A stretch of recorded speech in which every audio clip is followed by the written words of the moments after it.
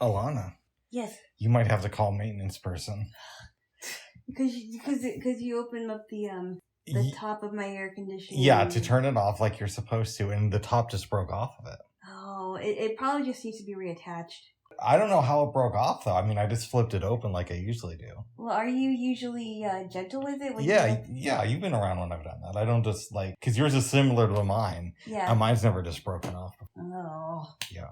So I don't know what you're going to do. You should call a maintenance person tomorrow. Oh. Well, let's take care of it. Let's see if we can take care of it. Have you just, in the past, I know sometimes you'll slam things.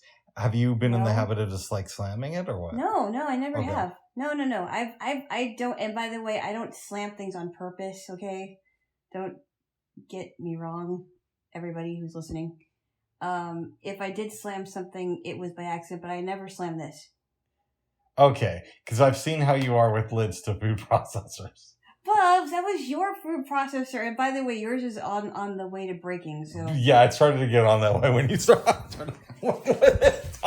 Bubs! What? It's under the bridge, Bubs. Water under the bridge, Bubs. This happened 4 years ago on 3 years ago on Thanksgiving. Give me a kiss. No. Yeah. No. You need one because you're woke up. No. You need one because you're woke up. No, because you brought it up again, Bubs, after we just got But this is in good context. Give me a kiss. Give me a kiss, babe. No. It's time to kiss the good boy. No. All right, well then, we don't have a tickle. Okay. Bubs. What? You had to bring it up again, Bubs. You had to bring it up. I'm the same, babe. I did not break my air conditioning top, okay? All right. Okay. What's up with no tickle to us? All right. Okay. We have to kiss them to certify it. Oh my goodness. I know it hasn't gone too far, but how are you liking the new policy where you're starting to get tickled when I get upset with something you say? But you weren't upset. You were just... I don't know if you wanted to make me laugh. No, but we did that a little bit yesterday. I mean, I kind of knew that was going to happen, but I also thought it was weird when you would do that. Uh-oh. Yeah. Oh, boy. Wow. Yes. Okay. Well, I'm sorry about the door to your fan, babes. I'm sure there's a way to attach it. I'm sure. I got a partially attached, but it's not like it was. Oh my! I don't know what happened. I'll have to look at it. Sometimes those things just get old. I think I've told you that the doorknob to my refrigerator has broken off 4 or 5 different times. Oh. And it's not my fault because the maintenance person told me that this happens to him. He's literally, every week he replaces several doorknobs on refrigerators in my apartment building. Yeah. Wow. So that made me feel good, at least, to know that it's not just, I'm just, a crazy man. I am, but not with that. Wow. Yeah. Huh. That's crazy. It is. Oh. Yes. So I'm sorry about that there, Jaylo. That's okay. Yes. I don't know what the number to maintenance is. I have to find it. You could call your manager and find out. Or go on the website to your building. That's what I was thinking about doing. Okay. See what's going on there. Yeah, sorry about that drama, babes. I said that yeah, we'll figure something out. And when you come out of the bedroom, you're like, oh, my mom's done this before. I thought you were talking about I wasn't sure what you were talking about for a minute, because I thought you were talking about the tablecloth on my coffee table. And I didn't realize until you showed it to me that it was the door to my air conditioner. What did I say? I said it broke, right? No, you said something came off, and I didn't know what you were talking about. Oh, okay, gotcha. And I thought I literally thought it was the tablecloth on my coffee table, because it does come off on occasion. And my mom taped something to the side of the table. But I didn't know what you were talking about until you gave me the top of the air conditioning door, and I'm like, oh no, that's not good. No, it might just be a regular problem with these air conditioners. I don't know. I mean, I haven't had a problem with it until today. So, I'm sure there's a way to attach it, because it doesn't feel like anything came off of it. No. Yeah. Yes. So it could just be just a simple finding out where everything fits. Because sometimes it works. Oh. Well, we're not going to spend 2 hours on him. No. Okay. No.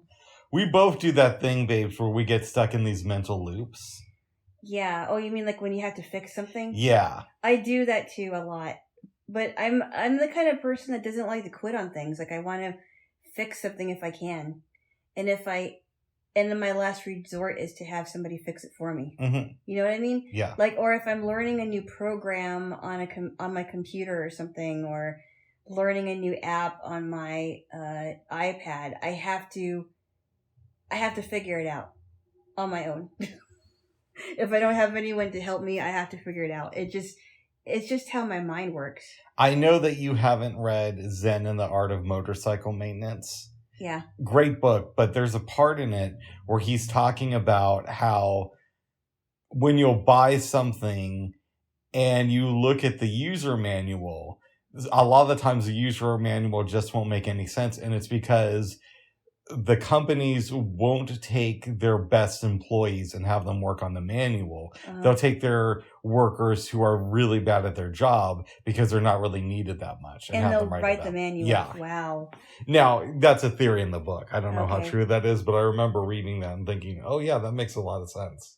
Okay. That could happen, but don't know for sure if it actually does. I heard his follow-up book was really bad.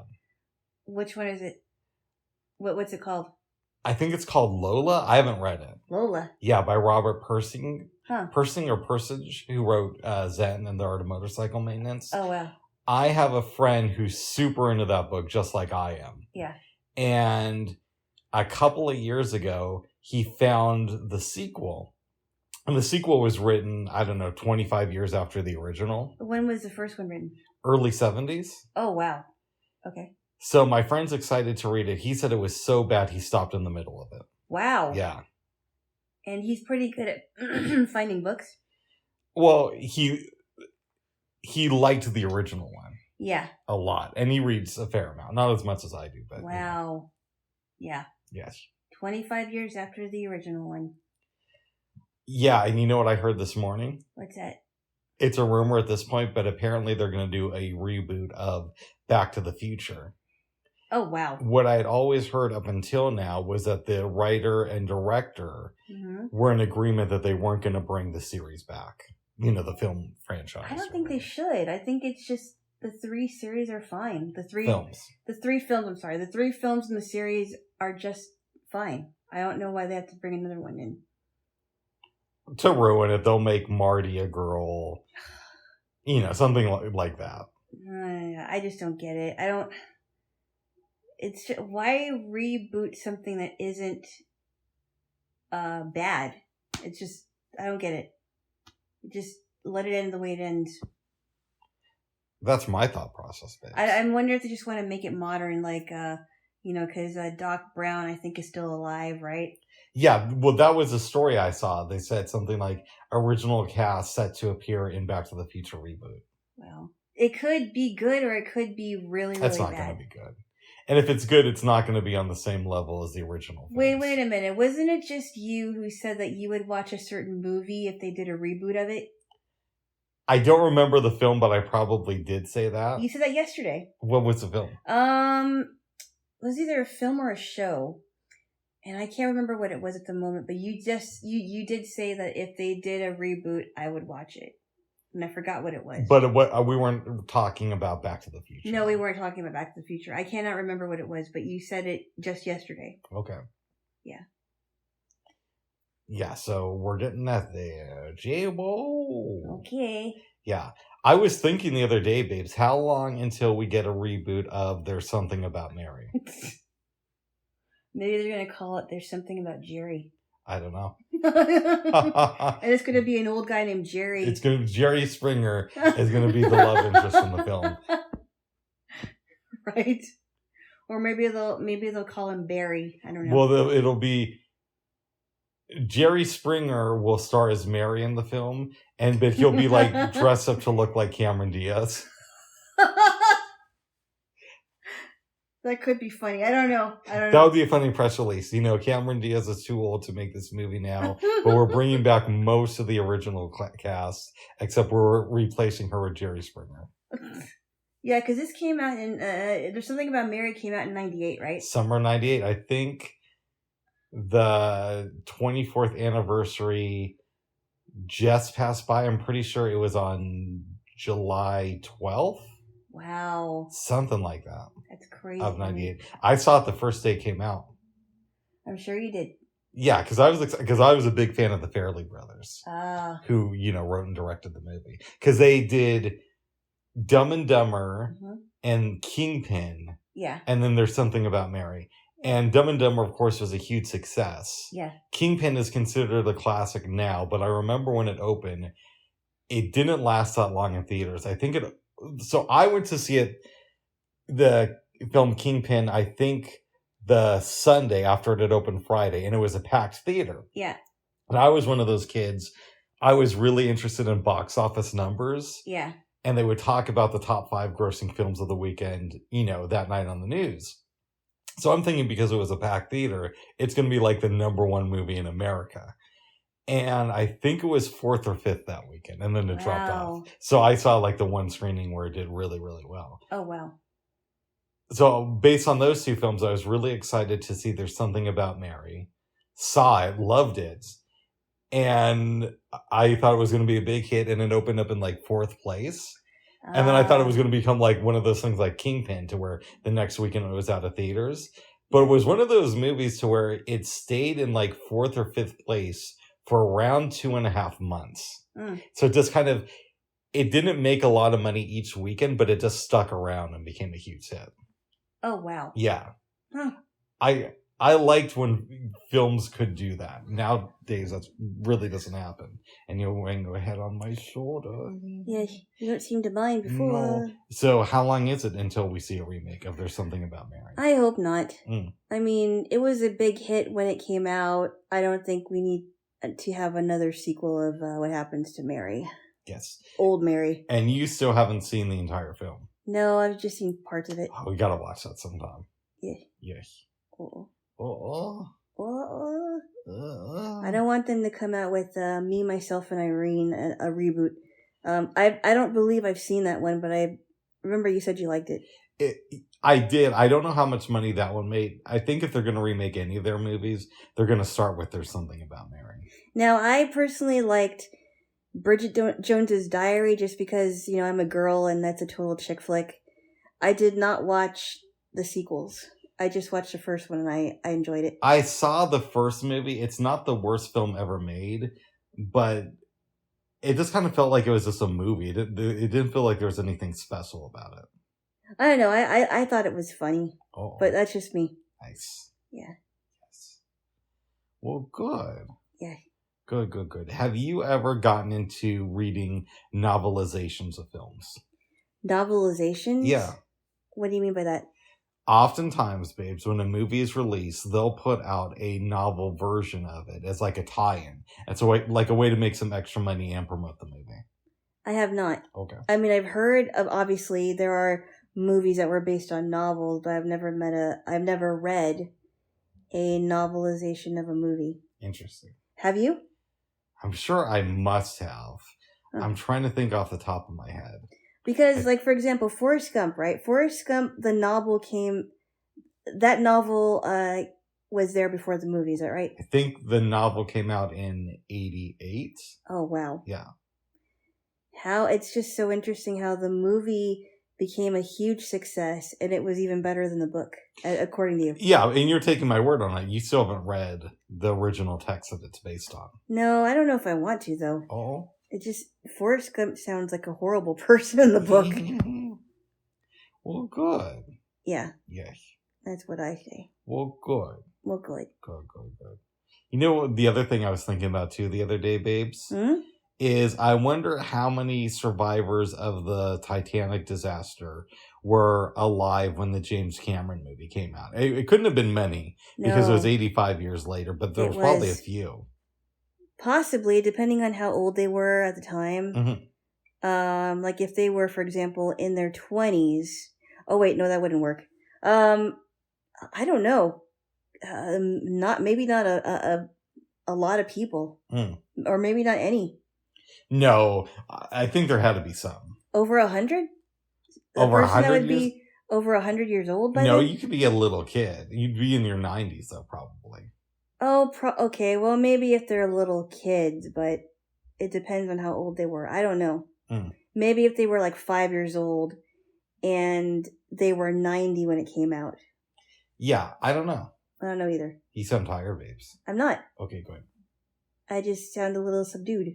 Subdued. But I'm not tired at all. Uh-oh. I had a pretty good sleep. What do you call somebody who's not that cool and you're not sure if they're friends of yours?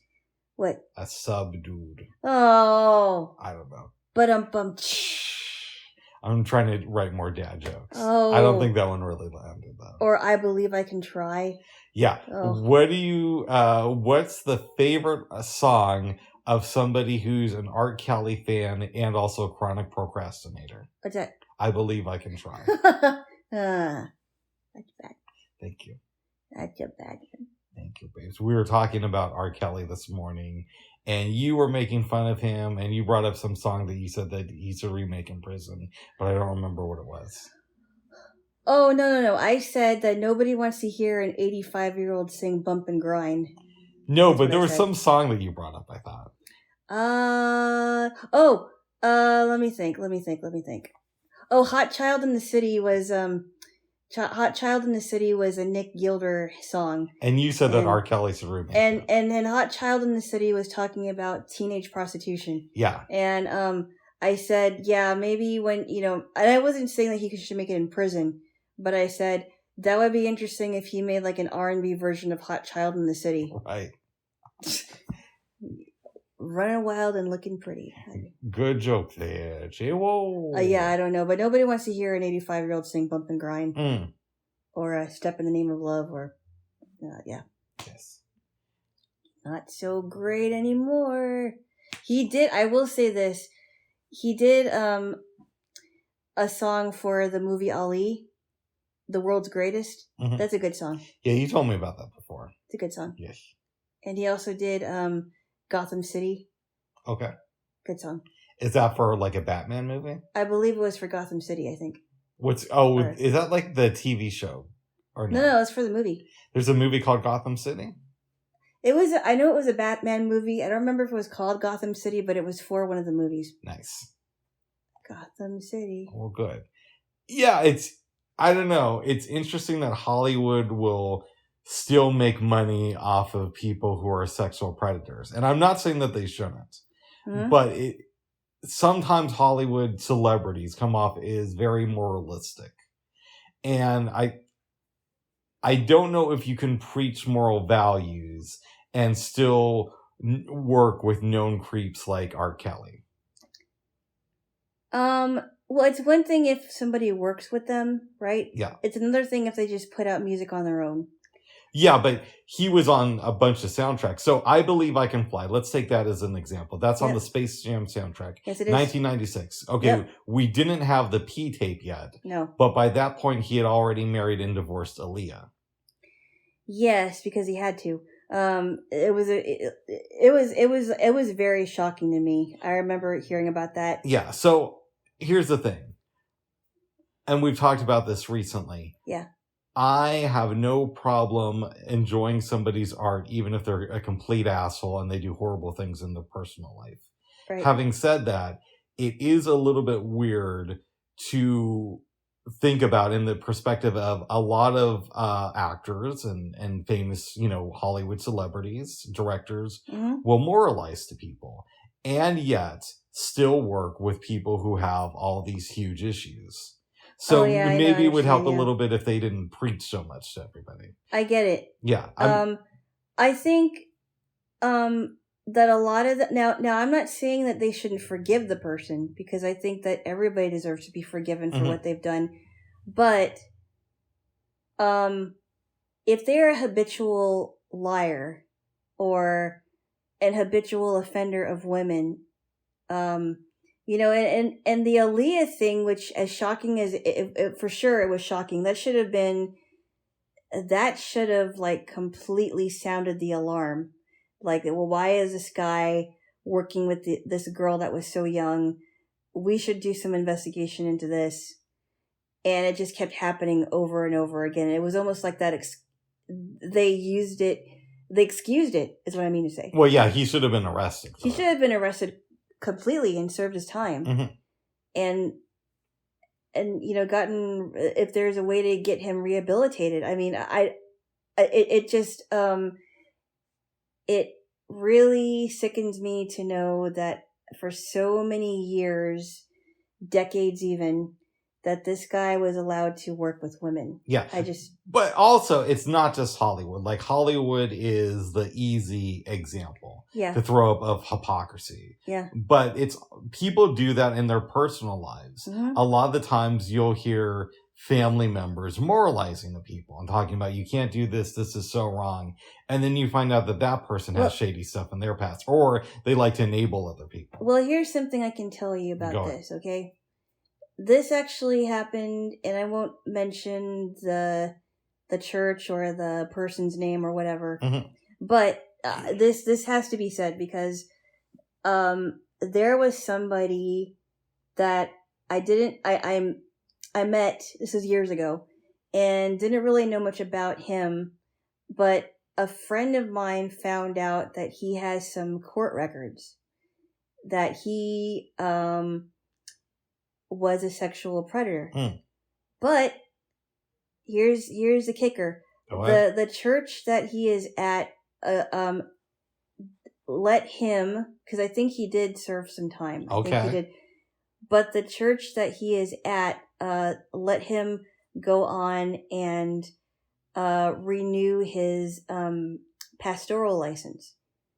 But he wasn't allowed to I forgot what it was. He wasn't maybe allowed to work with kids, or maybe they looked at it like he's a sexual predator, so only have him work with kids. Because church is going to be funny that way. Well, I just think it's really interesting because there were a couple of sexual predators in. There was one in that church that I just mentioned, and there's another one that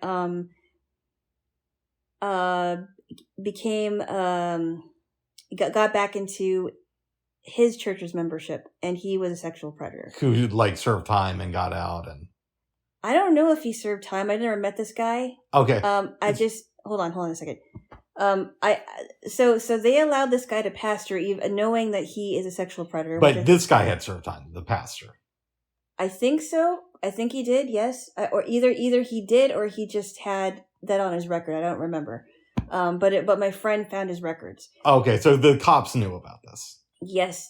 Yeah, and maybe they decided to do nothing because he's a pastor, and like church stuff, you can get away with being a sexual predator, or maybe they decided to arrest him. Well, no, what happened is that his church voted him back into the pastorate. Okay. And so it was very. I mean, I was shocked.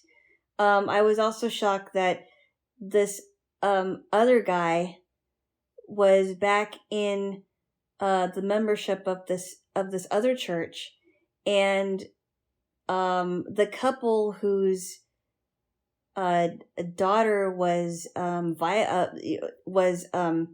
violated by the same guy. Yeah. They had to leave because they didn't like the fact that he was there again. So it's like, wait a minute. So were you a part of this church? Which one? Either one. I visited. Okay, I thought that it sounded like it was one church at the beginning. It was a couple of them. Okay. It was a couple of them that thought it was okay to have number one, a pastor who was a sex offender, and a member who was a sex offender. Don't know if this guy, don't know if they actually both served time, because I don't know about the ins and outs of their court records. But they were known by the cops. That's what you're telling me. Yes, they were known. Yes. Yeah. I believe they were known. Now, but another one who did serve time, which came from again another one that you know of. No, I visited all three of them. Okay. I don't know this guy, never met him, but he did serve time, and he was ostracized by a lot of the church members that he was where he was attending. Good, fuck him.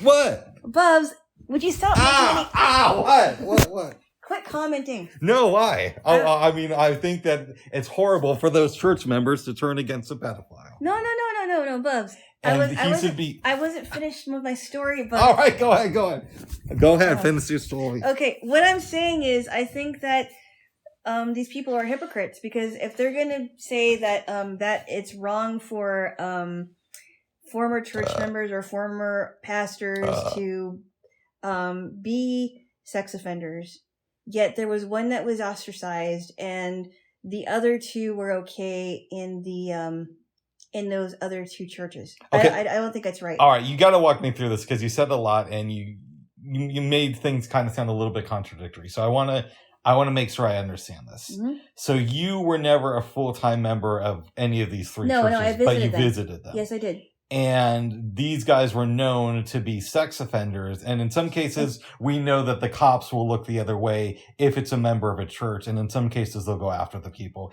You don't know what happened, but you know that they were at least known by the cops. I believe so. Okay. So the guy who was ostracized did something to a young girl. Yeah.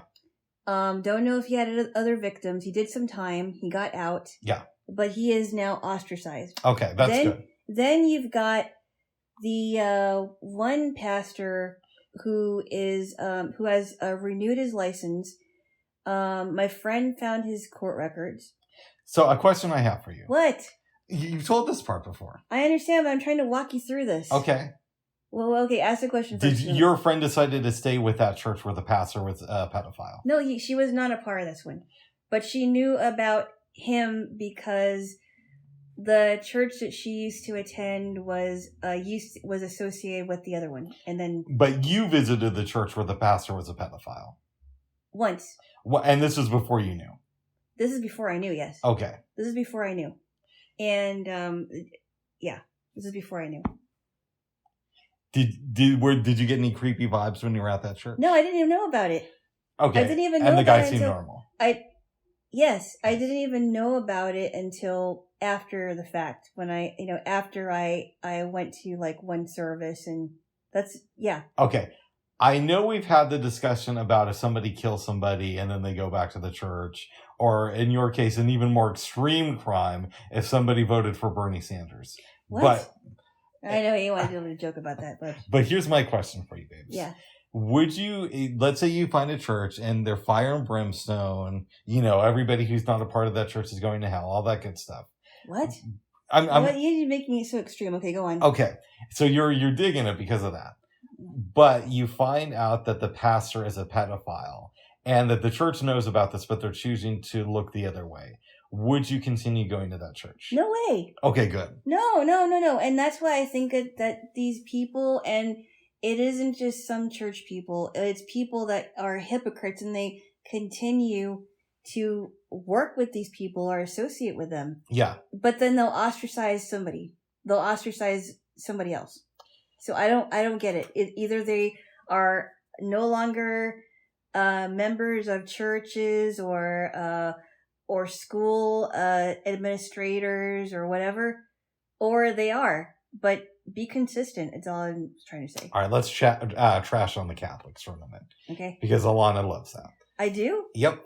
I do? When we first met, you said your turn-offs were pedophiles who run churches and turn-ons were bashing the Catholic Church. I never said that. Okay. Maybe I'm misremembering it. Bubs. Okay. You're putting words in my mouth. I could bash Mormons too. But I believe the Pope before this one, what was his name? Pope Benedict? Pope Benedict, I think it was, yes. He resigned, and it was a big deal. And I believe one of the theories was because he may have been involved with some pedophilia back in the day, or at least covering up. And really? Yeah. That was a big speculation, was that he was involved with some organization in the Catholic Church, some orphanage for disabled kids. and there may have been some sexual abuse going on there that he helped cover. Oh, I didn't even know about that. Mm-hmm. And I think he gave some speech talking about ways to move pedophiles around in the Catholic Church. Ew, that's just sick. Yeah. That's really sick. And I think of it like this. No, let's be honest. I heard somebody say this, and it was a really good point. Okay. Which was, if there was pedophilia going on from higher ups at Walmart. Yes. And the president of Walmart gave speeches talking about how this is how you protect your fellow pedophiles at work. Yeah. That dude would be arrested. Oh, absolutely. But the Pope is considered this figure who's beyond reproach. Yeah, because the Catholics see him as somebody who can talk directly to God only. But I think that the Pope is still a human being. He doesn't have any special. He doesn't have any he shouldn't be have any special recognition just for that. Mm-hmm. And I think he needs to face the consequences if that's what he did. Yeah. And I also think the same with other people, even, whether they're a part of a church or they're a part of the Girl Scouts or the Boy Scouts, because there's been some things about boys being molested by Boy Scout troop leaders. Oh. And that's been coming out too. Oh. And it's terrible. They should face the consequences, and they shouldn't be around kids. The same thing with my former powerlifting coach. Yeah.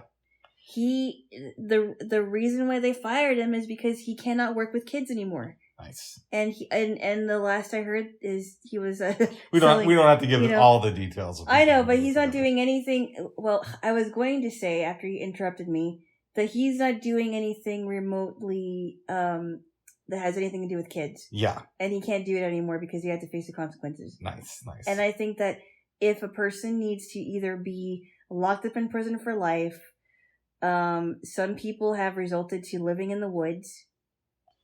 I'm not kidding. They have. And they can't and it also depends on their level of offending too, right? Yeah, because there are weird laws. I get that. Your phone just went off. Well, then they're just gonna have to wait. It's probably your mom calling.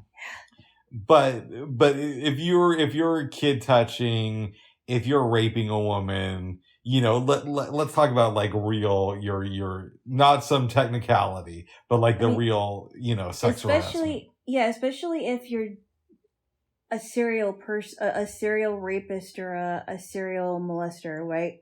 Then you shouldn't be out in society. Oh, I think even if you do it once, execution style. Yeah, that's insane, Bubs. Uh-oh. They didn't kill anybody. I'm just saying, I think they should be out of society. So I was watching, since we're talking about this. Yep. You can find this show called Our America with Lisa Ling. I told you about that show. You have. And she did a show about sex predators, and some of them were living in the woods with other sex predators because they can't live in society.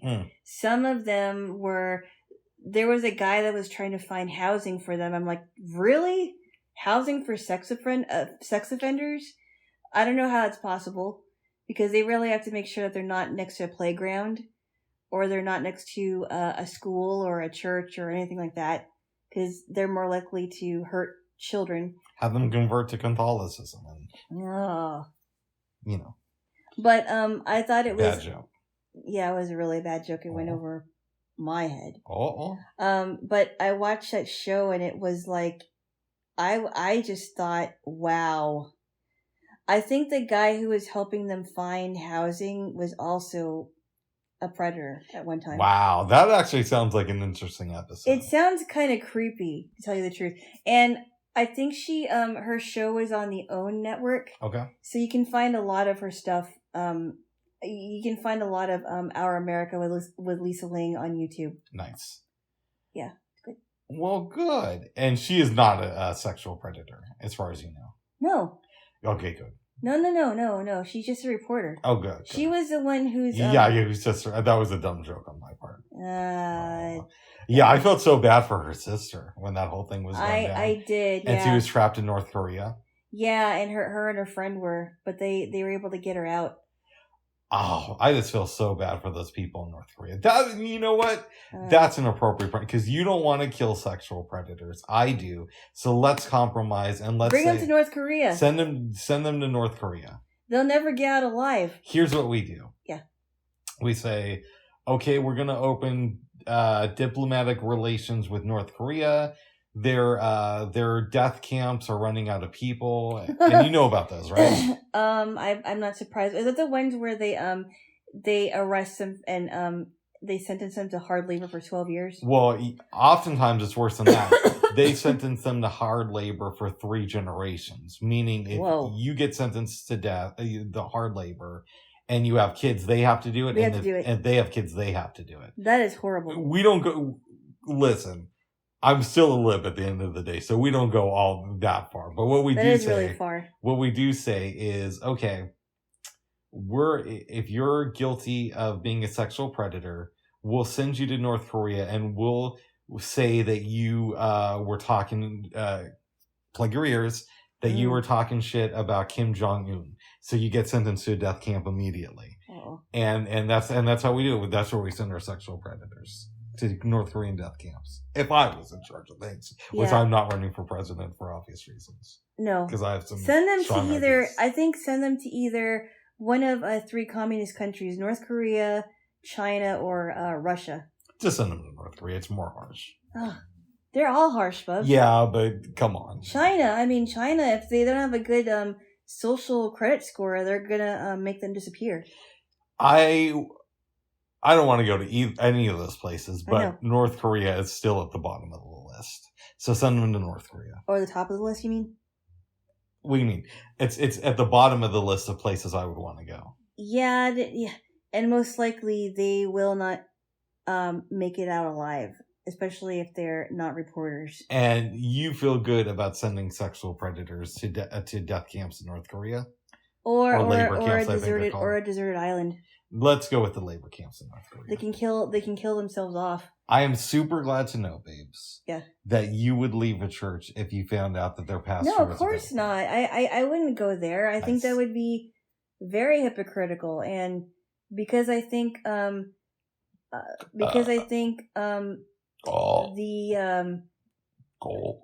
what sex predators do is egregious and unconscionable and just unthinkable. No, I couldn't do that. It would be such a it would be so hypocritical, especially if you're going to teach a lesson on purity.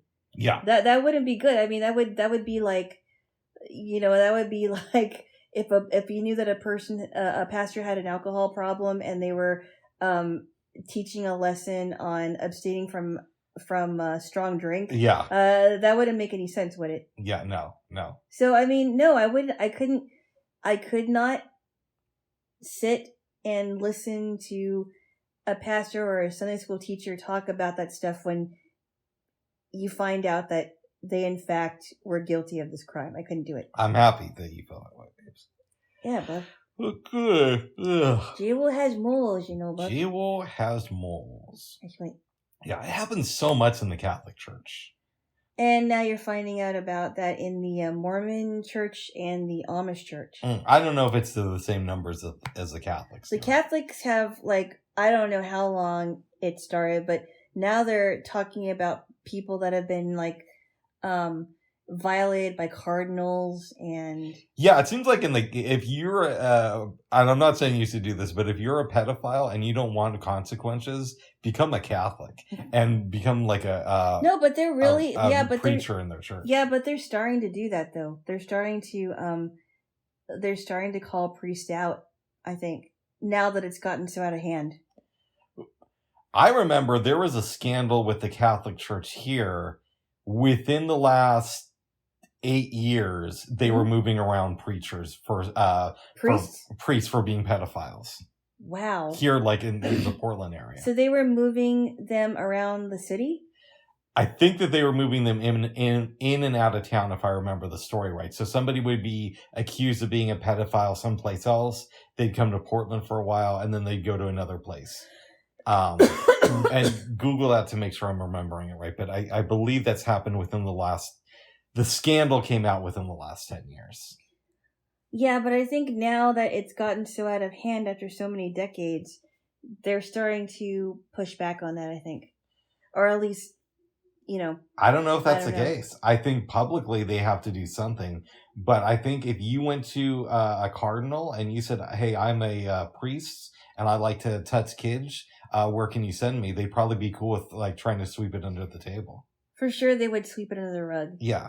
But I don't know. I mean, there are some Catholic churches that are not putting up with it. I've heard that. I think I don't know what the percentage of is, but it would be great if every parish would do the background checks, which they should have been doing for a long time. Now, the counter argument is to that. One of my best friends is like a hardcore Catholic, meaning that he goes to church multiple times a week and loves most things about the Catholic Church minus the kid touching. And he's against that stuff, and he's told me that he hasn't seen or experienced any of that stuff. That might not be happening in his parish. Yeah. But still, I mean, you gotta watch out for that. And, yeah, that's insane. Yes. That really is insane. And, like even in the, Southern Baptist Convention, I just heard, recently that there was, I forgot who it was though. He was a big part of that convention. And he got in trouble for, sexual misconduct, and I forgot what it was. It's like all these preachers and priests, they all have these weird sexual hang-ups, which is fine, but they don't seem to want to. I mean, some churches, not all, don't want to address it, and it needs to be addressed. Yeah, but you got to address it for one. And so if they just have a weird sexual hang-up and it's not pedophilia or raping somebody, that's fine. And if it is something like that, they need to be excommunicated and sent to North Korea. No, I think that if a pastor is going to preach on purity and also a Sunday school teacher, they should not be doing that kind of stuff. And also, so many of them want to say what goes on in your bedroom. Huh? They want to dictate what's okay to go on in your bedroom. And it's very, very hypocritical that you could have whatever sexual hang-up you have, but you're against other people doing the same thing or having some other. I know, that's why they shouldn't be. They shouldn't be in. They shouldn't be in those positions then. Yeah, like look at Jerry Falwell Jr. Or that dude from Colorado who. Ted Haggard. Yeah, Ted Haggard. Yeah, I know. I totally get it. Yep. They should not have taken the position if they knew that they had a sexual hang-up, and they should not teach lessons or preach on purity if they're not pure themselves. If they're not working on it. It also makes you wonder, what was Jerry Falwell Sr.? What was his sexual kick? I guess we won't know, right? We'll never know that. Yes. I mean, and we'll never know because both him and Larry Flint are dead now. I don't think Larry Flint would, turn. Or maybe no, he probably didn't tell Larry Flint. But I mean, I think that Jerry Falwell Sr. was trying to take the moral high ground, but I think he didn't do it in the right way. Where it's like I don't know. I don't know. I think people really have to pay attention to these people that are in the pulpits and in Sunday school classrooms and really pay attention because the local sexual predator could be right under your nose and you just don't know it. Let me tell you my fantasy, babes. Oh, jeez. What? I don't know if I want to hear this, Bubs. Is this like some sadistic thing you want to do to sex predators? Let's see. Oh. Okay, so now this is Rick becomes a multi-billionaire and is in a position of real power fantasy, right? So not like me today because I can pull this off because I frankly just don't have the resources. Right. But if I had all these billions and billions of dollars and respect from the community, here's what I would do. I would take the top 50 most popular religious figures in our country. Mm-hmm. And like, how do you rank that stuff? You'd probably have to, watch TBN and see like the bestseller list and all that stuff. And, roughly that. Okay. Also, all the senators who are in the Senate and all the congressmen. And I'd hire private investigators to follow these people around and find out what their sexual hangups were. Why? Well, that way, if they're talking stuff in public that they obviously don't believe, you expose them. Yeah, but Bubs, what's up? You said you were pro freedom, and I am pro freedom. They can still do that stuff. No. But you're advocating for someone to spy on them. Because some of them are not doing that stuff. But then I would know that. So I would say, okay, this guy preaches against stuff that I disagree with, but I know that he practices what he preaches, so he doesn't have to worry about the wrath of Rick. Yeah, that's just insane, Bubs. Really? It's not a good idea. Well, I don't have the resources to do that, babe. So we're talking fantasy world here. Ugh. What? You have weird fantasies, Bubs. Oh my goodness. Especially that one. Why is that one weird? Because it just doesn't make any sense. Why not? Because not everybody that is in those types of positions do that stuff. And they would be clear. Stop it. Okay. I didn't know. Would that mean that the private investigators should follow you around too? Babes, I'm not hiring them to spy on me. I think they should. Oh my goodness. No, I'm just kidding. I'm sure I have an FBI file somewhere for some crazy shit I said on stage at some point, or What? You said you never did. What do you mean I said I never did? You said you were never in trouble with the law. I've never been in trouble with the law, but in our country, you could get an investigation started basically for saying something crazy on stage. And when I first came out and started doing poetry, I was very political. So there must be an FBI file on me. And also because of, my dad and his craziness. Because he's broken a lot of laws. Yeah, but you're not like your dad, so... No, but I'm sure that there must be an FBI file on me. I hope there isn't. Uh-oh. Because that would be a little bit scary. Uh-oh. Would you like to read my FBI file? No, okay. I don't think you have one. Oh, good. Oh, my goodness. Good. I'm pretty sure I do. I don't think I do. I'm not as well known. You probably do since you're with me now, babes. We'd have to know my name. But you don't think the FBI could get your name? No, they could if they have the right social security number. But I didn't do. I'm not well known. As much as you are in the poetry world, even though I've been in the flute world since I was 13. Yeah. And you also didn't say controversial stuff in the poetry world. No, I was just playing my flute. Yeah. Like, I said shit against Bush and Obama, and both when they were super popular. Well, and you also said stuff against the people that you knew. Oh, yeah, I did. And see? Yeah. You opened your big mouth, Bubs. Me and my big mouth. Me and your big mouth. Oh my goodness, I do have a little bit of a big mouth. I say what I believe.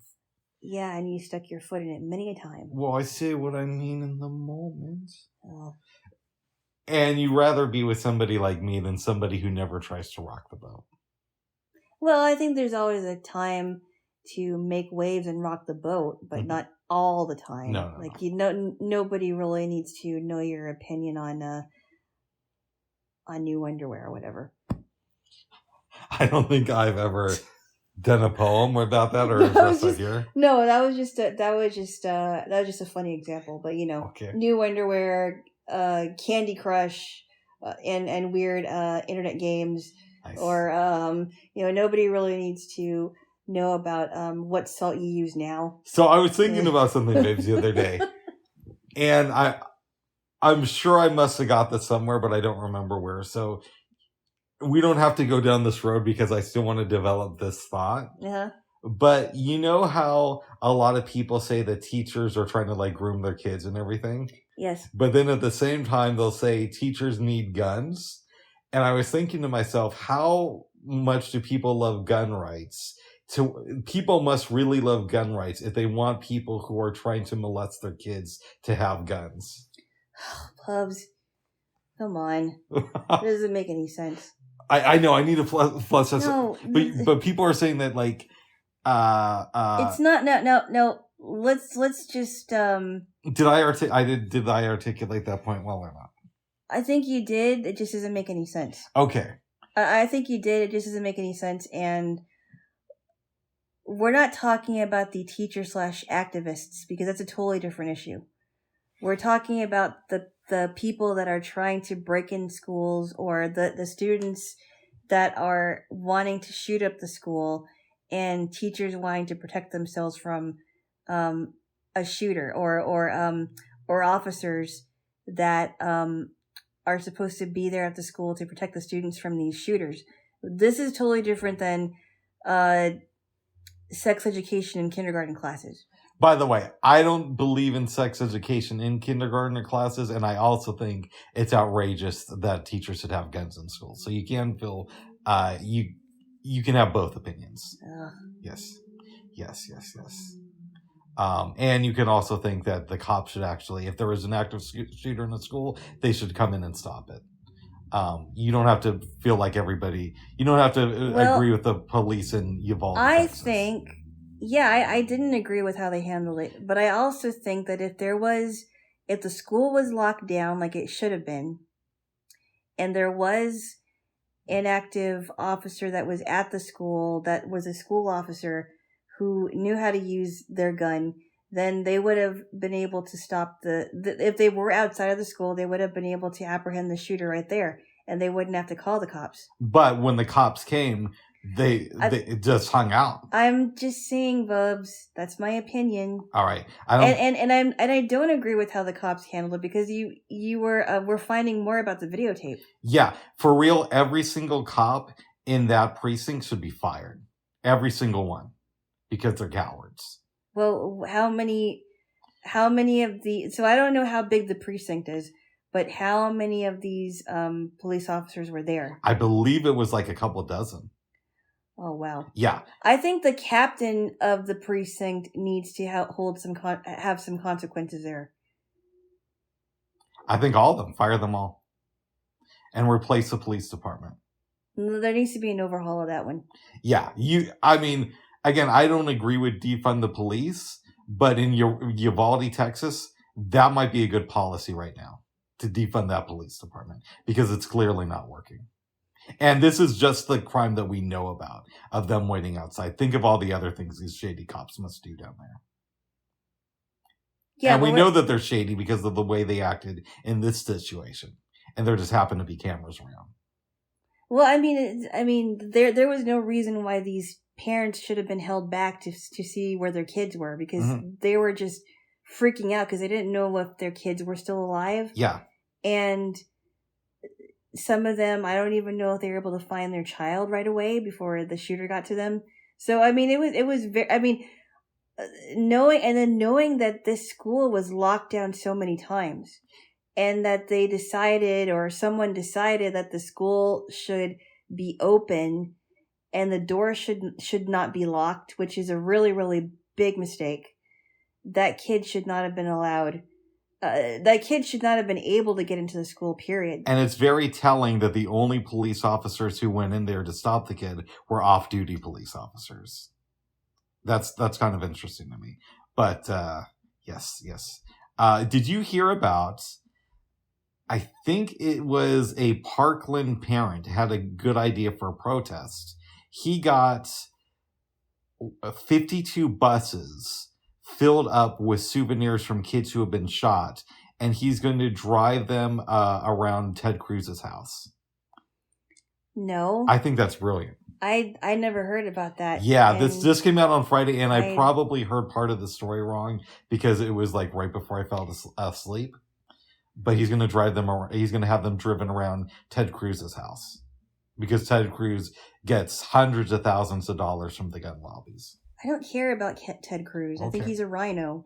Oh, well, good. You're a rhino, bub. And we can't get decent gun legislation in this country. That bill that was passed, babes, it doesn't close any of the loopholes for buying guns without background checks. No, I think that look, I know the left wants to take everybody's gun away, but I think what they're not understanding is they're not looking into not just the mental capacity of these people, okay? Mm-hmm. Not just what they post on social media, because that for sure wasn't checked on. Yeah. They also didn't check on the medications these people are taking. But they also have to check on they need to also check on the family backgrounds, because a lot of the kids who have shot up schools, they didn't have a very good home life. And I think I don't know why nobody stepped in to help these kids so that they wouldn't have to shoot. So I agree with you, and but I would say that's you're making a good argument why we need national red flag laws. Which this bill doesn't have. No, it doesn't work, because these red flag laws, let me tell you what they do, okay? This sounds like zero tolerance laws, and I don't like zero tolerance laws, because if you're in a domestic violence situation, and this guy is trying to make the girlfriend or his wife seem like she's mentally unstable when it's really the guy, then they can say, hey, you can't have a gun to protect yourself. But you're taking an extreme situation that would... No, but that's one of them. If they think anyone can report you, if they think that you're crazy and you're not crazy, they can say that this person is crazy. And then when you want to get a gun, they'll say you can't have a gun because this person said that you're crazy. I can make the opposite argument of right now it doesn't matter who reports you. So look at Ethan Crumley. A lot of people reported him and his parents, and they were still able to buy guns. But that is something that needs to be looked into as well, because of his social media posts and all of that. But instead of I just think that red flag laws are not going to work. But we haven't tried them. We've tried other stuff that clearly doesn't work. It's a zero tolerance type of a law. I don't think zero tolerance anything works. Just like if there was a zero tolerance policy on knives at a school, and you take a plastic knife, which can't really hurt anybody, it's just a plastic knife. You can't use that knife to cut up your food. Okay. I think we need to look at it with gun laws, because we don't have red flag laws in this country. And that could have saved so many people. So many different people, because in many of these cases, it is known that we have crazy people, and people just can't do anything because there's no red flag laws. So these people end up shooting up schools. I think we need to try red flag laws. I don't think so. Oh. I don't think they're going to work at all. And by the way, your assessment that all liberals want to take away guns, you also think, and I disagree with this, but according to you, Joe Biden is a liberal, and Joe Biden doesn't want to take away anybody's guns. Yes, he does. Oh. He's been talking about he's been upset with the bill that was passed in New York, that people that have and let me be clear about this. Go ahead. It's the people that actually are responsible gun owners, that they should be able to carry their guns. And that, I think Joe Biden is trying to push back against that. But you're saying they're responsible gun owners. And also, Joe Biden can say whatever he wants. I don't care what he says. I care what he does as president. And so far, he hasn't really fought for national red gun law. Red flag laws. I really don't think these red flag gun laws are going to work, because it doesn't just affect the people that shouldn't have guns, but it also affects the people that have guns and they're not shooting up people. Well, you're right, they're not going to work, because we've already decided as a country that we're not going to try them. We're not even going to try. It's not going to work. It is not. I don't think it has. Oh, I agree with you, because we're not going to try them here. No, I know. The reason why we're not going to try them here is because they won't work. There's no merit to them. I disagree. I think no merit. I think there is merit to it, and we're never going to know, because this country will never try it. So I'm not sure if it was the same parent of a Parkland shooter or somebody else came out against Joe Biden after he signed that weak gun legislation into law, and he said something very interesting, which is this is an excuse for the media to say that the Democrats did something, and not only that, but it was such a good piece of legislation that Republicans endorsed it too, and it's such a weak bill that it'll give the Democrats an excuse not to do anything on gun control for another 30 years. And I think that there's a lot of truth to that statement. I don't know. Yeah. So, irregardless of whether I think red flag laws will work or not, they're not even going to be tried. They're not even considered anymore. So, sad day for me, babes, and good day for you.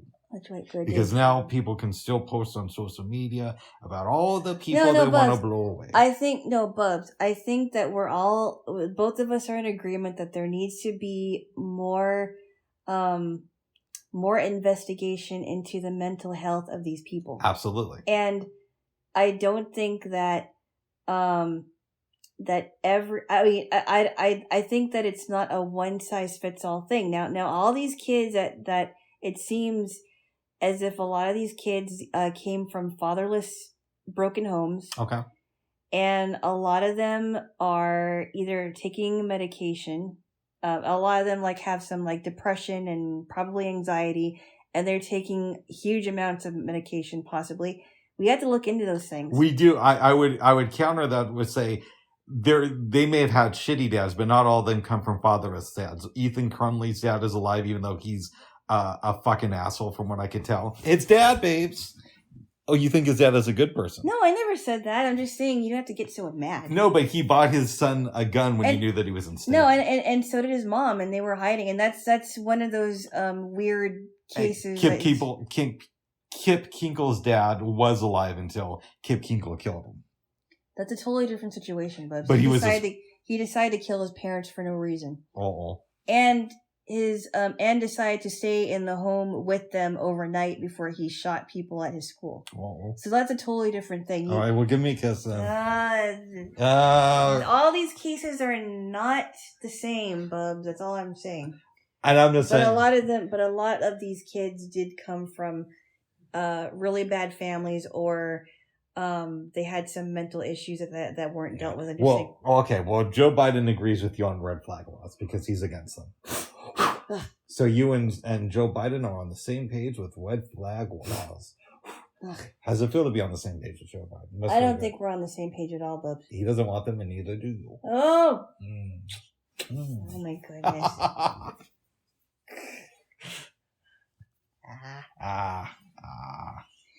Okay, what's next on the agenda? We had a pretty good day yesterday. All right, you don't want to talk about June 6th? No, I'm just joking. I'm just joking, babes. About what? January 6th. No, I don't. Okay, good. No, because I know that we're going to disagree on it, and we've talked about it ad nauseum. We disagree on it, but we also agree that the commission is silly. The committee, yeah. The committee, because it doesn't change anybody's mind. And we talked about this before. They're never going to we talked about it before, Bubs. I gotta say my reasons why. No, you did. Several times. Okay. What are my reasons for being against the January 6th? Because these people will never be prosecuted by Joe Biden. Yep. And not only will they not be prosecuted by Joe Biden, Liz Cheney and her crew will never be prosecuted for this committee. Nope. Liz Cheney is... you see, you got my points wrong, so this one, you got the first one right. No, Bubs. We've talked about it before, Bubs. Then you should have known what I thought. You were partially right. Also, Liz Cheney will be commended as she's now some hero to the Democrats. I don't know. And it doesn't change anybody's mind about Donald Trump. If anything, it makes him look like more of a hero to his followers to know that he's a maverick. Because there's no evidence. There's no evidence. This committee is falling apart before our eyes, and I think we can change this up. And all I have to say is I think there's a very, very small percentage of people that are actually watching the hearings. Anyway, Kiki.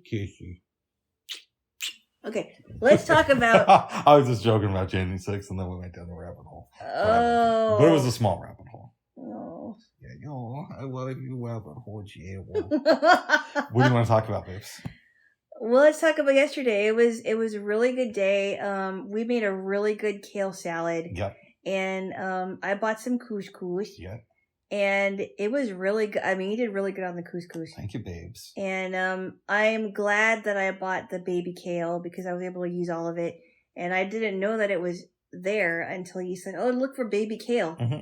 And it was easier to work with, and I didn't have to worry about chopping it because all I had to do was just remove the stems, and it turned out, and it turned out really good with the feta cheese and the croutons, yes. The couscous on the bottom with the lemon and the avocado. Oh, really good stuff.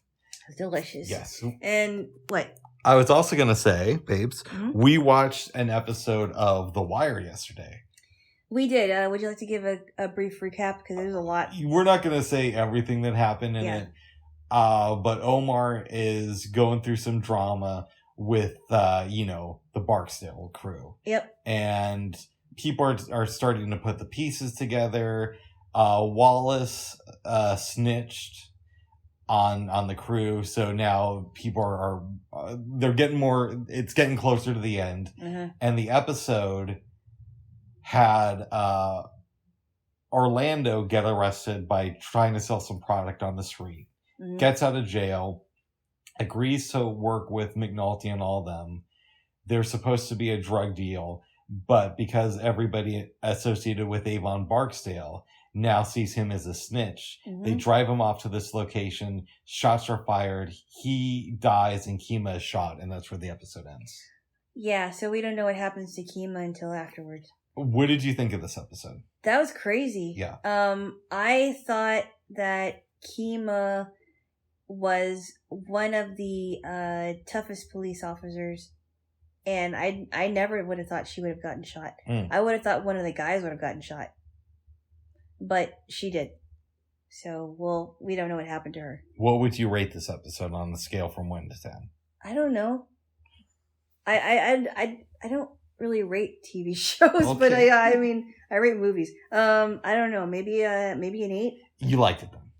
I guess. You guys, I guess. It's still a guy show to me. 9.5 I guess. What? No, I'm joking. What did you say? I said 9.5 out of 10, Bobs. Did you like it? I guess. I don't know. No, it was a good episode. I mean, I'm not really into The Wire as much as you are. Yeah, I could tell. I think this is like so much a man show. I could tell that we're probably going to be giving up after season 1. By the way, I've seen The Wire all the way through, but I want you to at least finish the first season because I want to expose you to good television. Okay. Yes. And I'm glad that you're open to it, and your phone is going off. I know, but you'll have to call me later. Yes. Whoever it is, because I don't know what it is. But it was good, and then we decided to watch a couple of Simpsons episodes because I don't remember seeing these. I haven't seen every single season of The Simpsons, but Alana has been delving into the world of Andy Williams. Kind of. At least in the first episode. Well, and because his song, Moon River, it's technically a Henry Mancini song. It is a Henry Mancini song, and it was in Breakfast at Tiffany's, which I thought it was in a different movie. No. Oh, it might have been in a different movie, but this is the film that it came from. Yeah, okay. So I said, it's like that episode of The Simpsons where Nelson takes everybody to see Andy Williams. Because Bart makes a fake ID from where his aunts were working at the DMV. Yeah, so I saw this episode I saw both of these when they first aired. Mm-hmm. Because this was when I was really watching The Simpsons a lot. Mm-hmm. The first 10 years of The Simpsons, I think, there's some bad episodes, but for the most part, it's a great series. And then, obviously, it goes downhill dramatically. Yeah. But anyways, your man Seymour Skinner decides to go to China a day early. And at the beginning of the episode, they say Christmas in China. And in the middle of the episode, it's implied that it's during spring break. Yes, it is. I like how the show plays with time like that. It was really funny. It's like, I guess I can do that. I guess I have to move it. I won't be able to move it early, or can I? So take your child to work day. Bart's supposed to stay at home and watch TV and watch his mom be a homemaker. But according to the school, being a homemaker is not a real profession. So he goes to see Patty and Selma at the DMV. When they're not looking, he makes a fake ID. Lisa is at the plant with her dad. Yeah. Okay. So here's what happened. Martin made a whole bunch of money on the stock market, and he runs into Nelson, Bart, and Millhouse. Yep. They do some stuff. They end up buying a car, and they're driving along, and they end up in Branson, Missouri. And Bart sees a sign that's like, Andy Williams. We don't have to see that. Nelson holds a fist above his head, and he's like, yes, we do. So they see that on the way to Tennessee. Yeah, and then they go and watch the Andy Williams concert. All the kids are asleep except for Nelson. He's like, I didn't think he was going to do Moon River, but he did in the second encore. Enlighten me, babes. What? Did Andy Williams have other hit songs besides Moon River? Yeah, he did a song called, I think it's called Wrong for Each Other. Oh yeah, he was super famous. He did, of course, some Christmas songs. I don't know a lot of Andy Williams stuff, but he was a good singer for what he did. Yeah, apparently Nelson is a huge fan. Which is funny because you wouldn't think he would like Andy Williams. Yeah. He's a person that, his music is the kind of stuff that like my grandparents would listen to. Yeah. But he's a good singer. We were in bed last night. You were?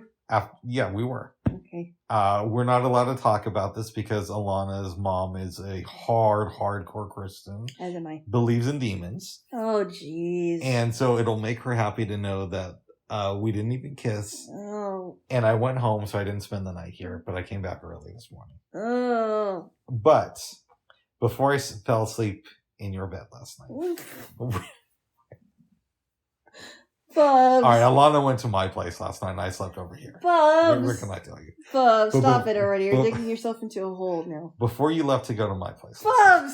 And I stayed here. Bubs, stop it. We were talking about The Simpsons and you didn't remember the episode. I guess you haven't seen it. The one where Nelson and Lisa were dating. No. I do want to see that one. It's been a while. I don't know that one as well as I know some of the other episodes. Yeah, I just, the only one I remember is her and Ralph. And that was a funny one. You choose me. Oh, poor Ralphie. Yes. He's not quite all there, just like his dad isn't. I like the one where somebody kidnaps him and police chief Wiggum tracks him down.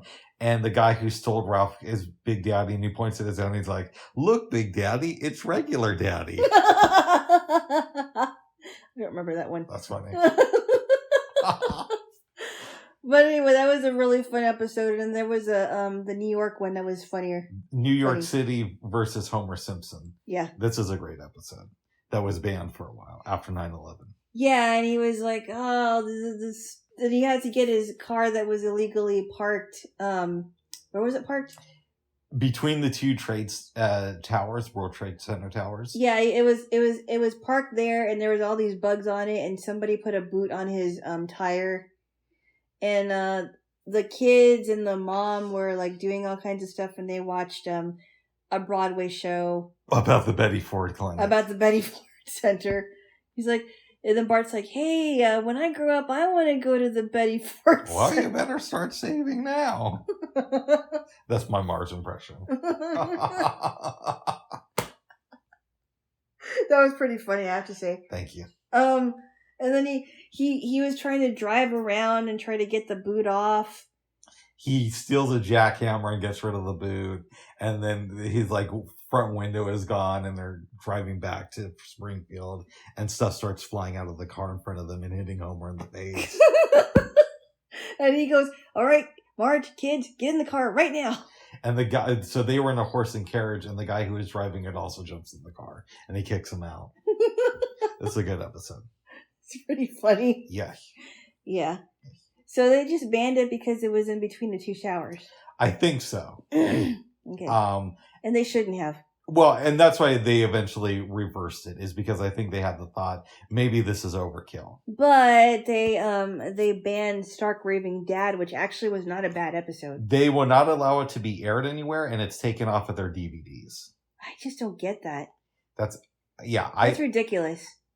I think banning art is really, really dangerous. And it doesn't even have to do with anything. It really doesn't have to do anything with Michael Jackson's case at all. It just... And here's the thing, even if it's from the creator of the art, it starts to set this weird precedent, I think. Yeah. I mean, I just don't get it.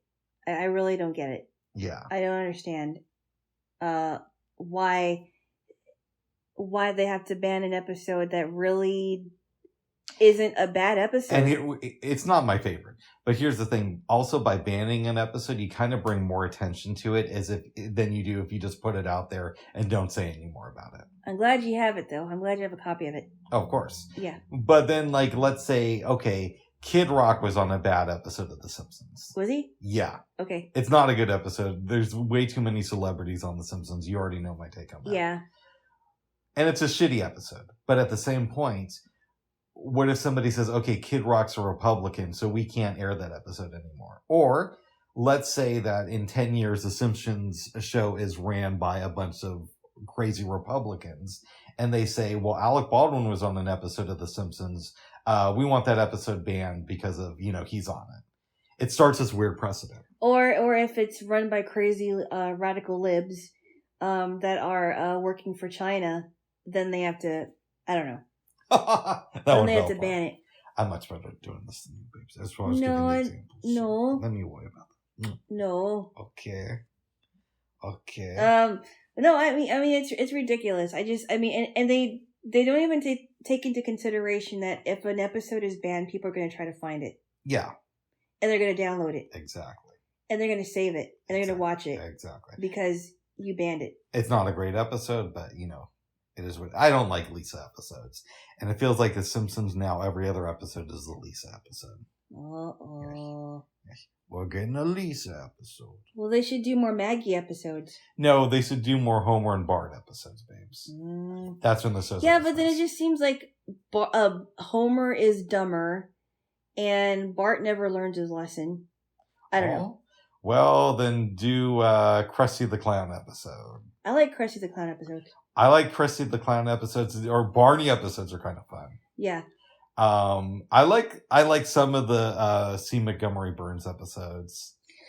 Yes, some of them are good. I like the ones with. I like some of the Skinner ones. I like the one with Martin Sheen, where we find out that Seymour Skinner, he just basically stole that identity from somebody else. Oh, I don't remember that one. That's a pretty fun episode. What about the one where Seymour Skinner falls in love with Patty? Principal Skinner falls in love with Patty. Yeah. And she's like, kiss me, Patty. I don't have any cooties. Yeah. There's some good episodes out there. There are. But I'm mainly a Homer fan. Oh. Yes. What about Abe? Abe Simpson, when he dates this lady named Beatrice. That's a good one. Yeah. But yes. And she dies. We're gonna go through every character. What about the Sideshow Mel episodes? I don't remember watching those. I remember the Sideshow Bob ones. No, I haven't seen a Sideshow Mel episode, but I'm sure there's plenty of them. Or the Gil episodes. The Gil ones? Yeah. Come on, do it for old Gil. Oh. Or the Cletus and Brandy ones. Yes. They're kind of weird. Or the Disco Stew episodes. I don't remember that one. Uh-oh. Or the Shelbyville episodes. Or Unky Herb. Or the Mayor Quimby episodes. We're going to go through every character. Mayor Quimby. Yes. Who kind of talks like this. Yes. I think he was trying to be like a John F. Kennedy or something. Yes. Yes, that's a known fact, babes. Oh, okay. I thought maybe you didn't know. I knew that in the 90s. I'm sorry, Buzz. There's that episode where we can drop The Simpsons after this, but there's an episode where Bart witnesses a murder. Yeah. But he can't say anything because he was supposed to be at school at the time. And Principal Skinner is on the jury.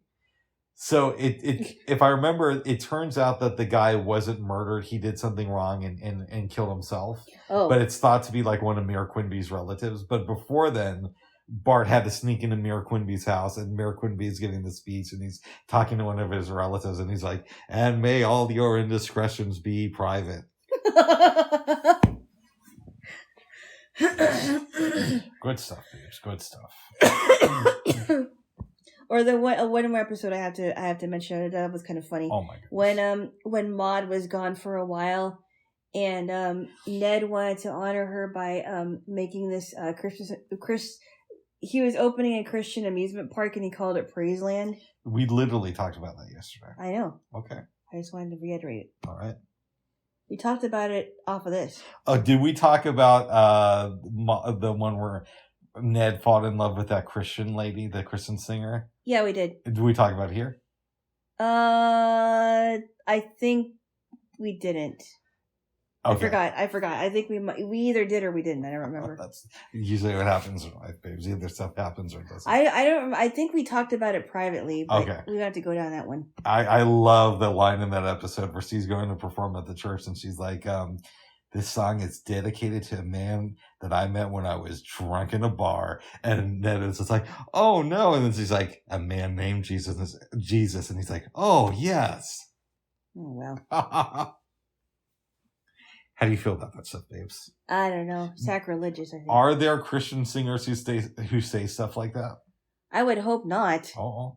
If they did, they shouldn't be performing. Here's a question for you. Bubs. What? They have stuff to talk about too, you know. And we do. And you're taking this off topic. No, you are. You are, and I love you. Oh.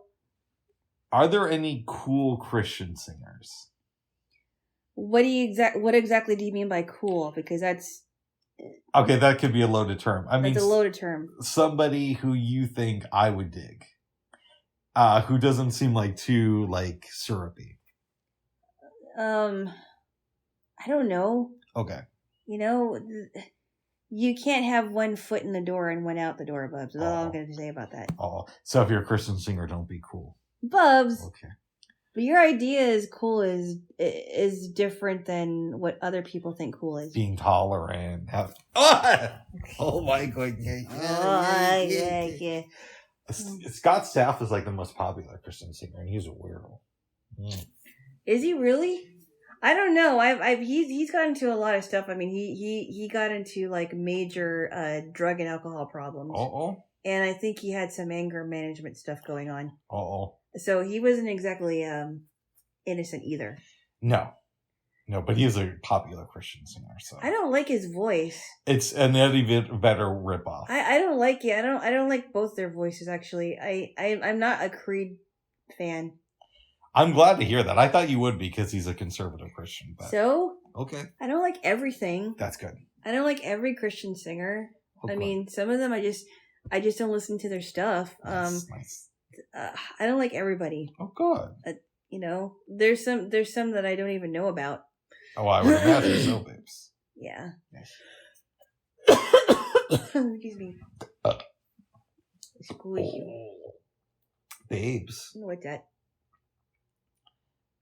Last night, we watched 2 films. Well, first of all, yeah, it was either late 1998 or early 1999. Yep.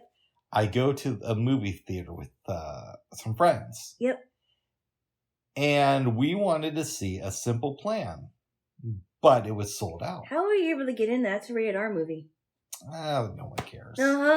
What do you mean? You had a fake ID, didn't you? No, I didn't. I never had a fake ID. How were you able to get in?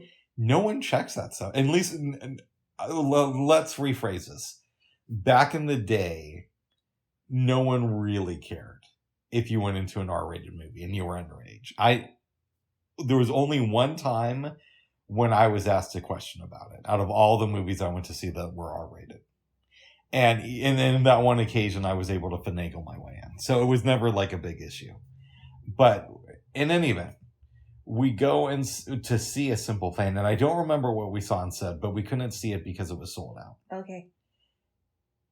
And last night we finally watched it. Yeah. Yeah. Mm-hmm. Do you want to give the overview, or would you? Oh yes. I'll give a brief synopsis of it because a lot of stuff. You want to kick me out at some point. Bubs. What's up? Stop it. Go ahead. You're digging yourself into a hole here. Oh. You keep talking a little too much, Bubs. Oh. I love you, but you gotta stop it now. Okay. Keep going. Hey! I love you. Hey, give me a kiss. Hey, you're the one who started it. Okay, well, this time. It's time to kiss the good boy.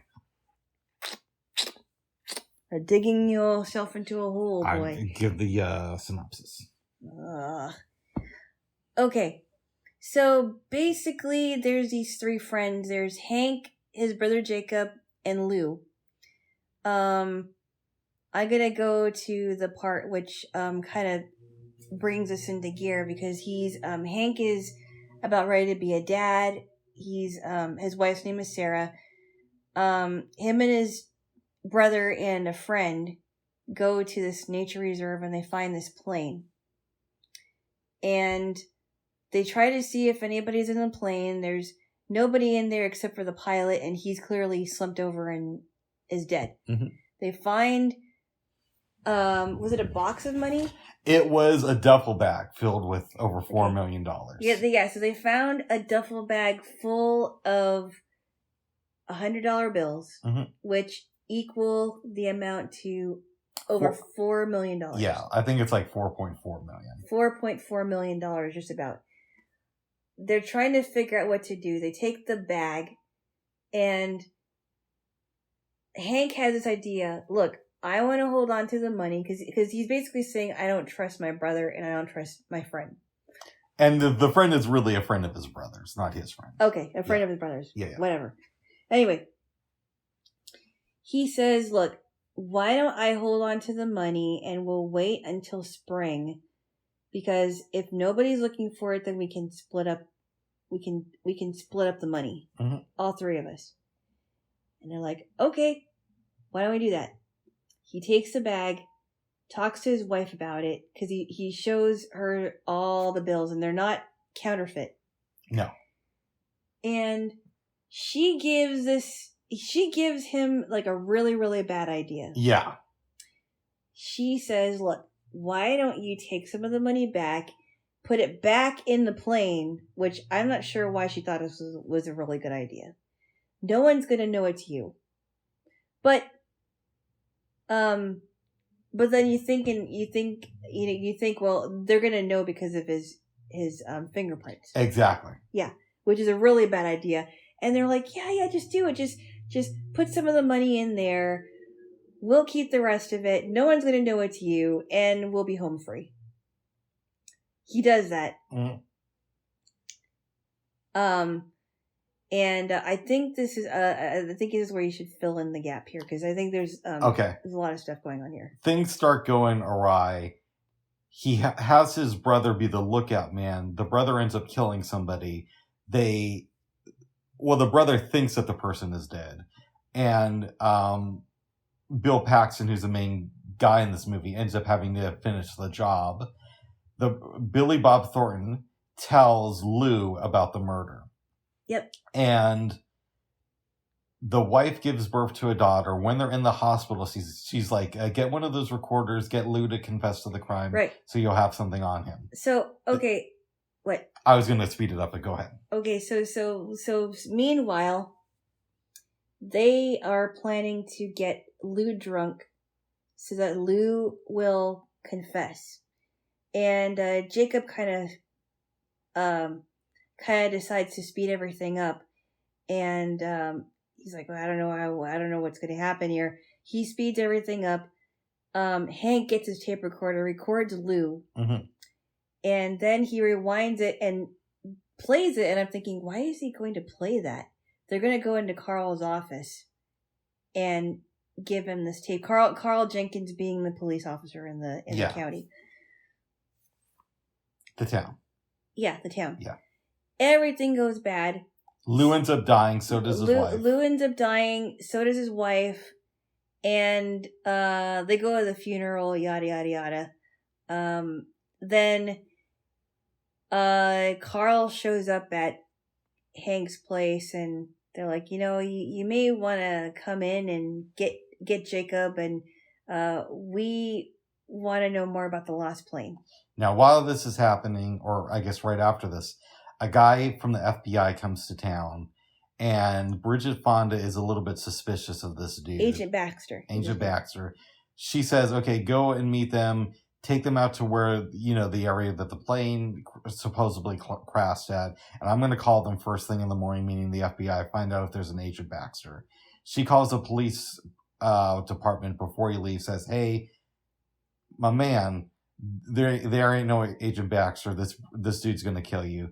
Go into the mountains, and basically it ends up with everybody dead, besides for Dennis Quaid, because Agent Baxter was a criminal. He gets an interview with the FBI, and they say, you did a good thing, and we didn't have a chance to mark any of the dollar bills, but we wrote down a lot of the Social Security numbers, and eventually it's going to turn up. So they burn the money at the end of the movie.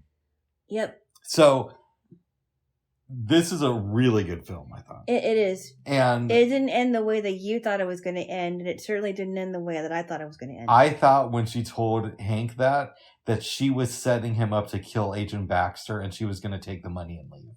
I thought he was going to kill himself. Oh, interesting. Yeah, I did.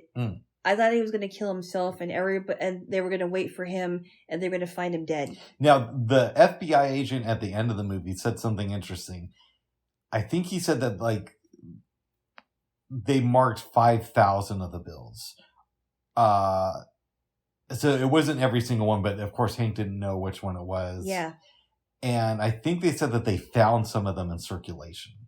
Right. I heard that one, yeah. Which makes me think that because he wasn't spending the money and it was in their position the whole time, that Bridget Fonda probably spent some of it. Yeah, but didn't she take some of the money? I think that's what I think happened.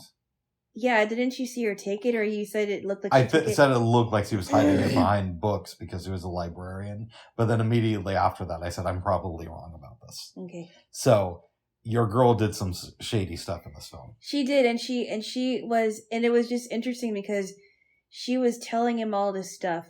Should I listen to you? How about the time when you told me that I should go and put the money on the plane? Mm-hmm. Or how about the time when you told me to do this? And she wasn't thinking clearly on a lot of these things. No.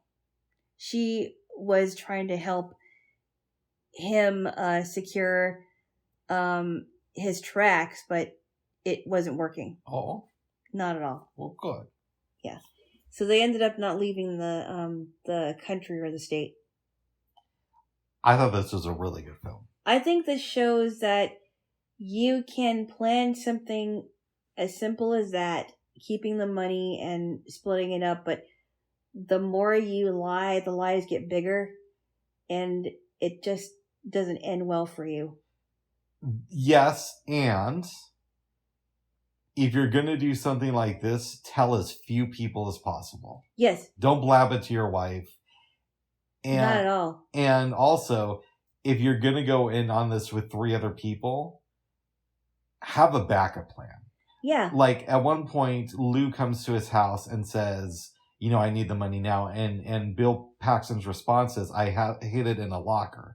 Yeah. He didn't do that, but he really should have done something like that. He should have hid it in a locker. And he only gave the guy $40. Yeah. Which is kind of funny, actually. Mm-hmm. It's $40? And greed got the best of Lou. In some way, it got the best of all of them. They got the best of all of them. And I know Jacob was not the smartest guy, not the smartest character in this movie. No. But it seemed like that was really taking a toll on him because he had to lie for Hank. Hank wanted him to lie for a lot of things. Mm-hmm. But also, he shouldn't have told Lou about the guy who died. Yes. I think that should have been left out. Yeah. And they had to lie about the people that were murdered. Mm-hmm. The guy was murdered. We had to make it look like an accident. And Jacob ends up killing himself. Yeah, exactly. Because he's like, I just can't do it anymore. I don't want to do this anymore. All I want to do is get the farm. Yeah. And I didn't want to be part of it anyway. Farm. Yep. And he ends up buying another kind of farm.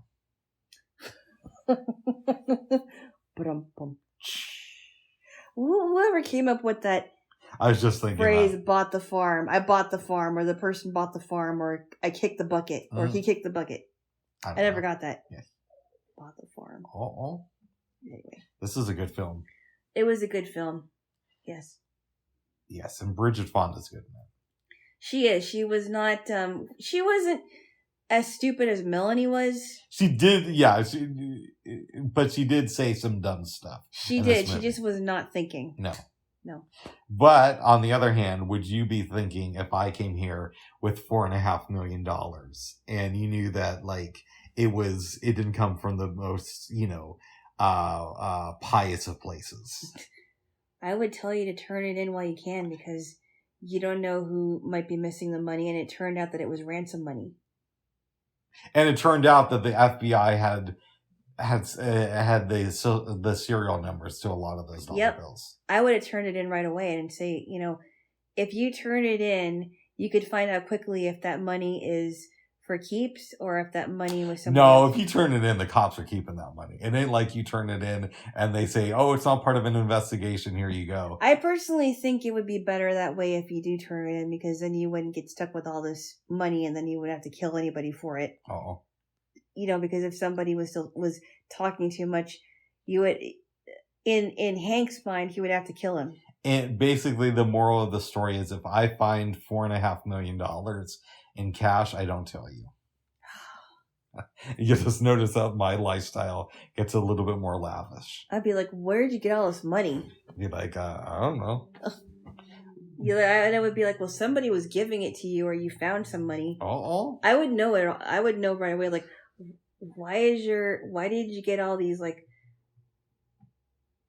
stuff for your apartment? Oh, well, this is one of the few movies that I would actually be interested in seeing a sequel to, because I would want to know what happened to Bill Paxton and Bridget Fonda. I think that's what that was the movie you were talking about yesterday. I think that's what it was. No, because I didn't see. Oh, maybe I told you that after the movie. Yes, you did. Okay.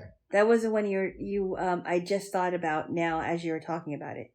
But you could see why there would be an interesting argument to be made to seeing a follow-up to this movie. Yes. And unfortunately, it really wouldn't make sense now because Bill Paxton has died. Yes. But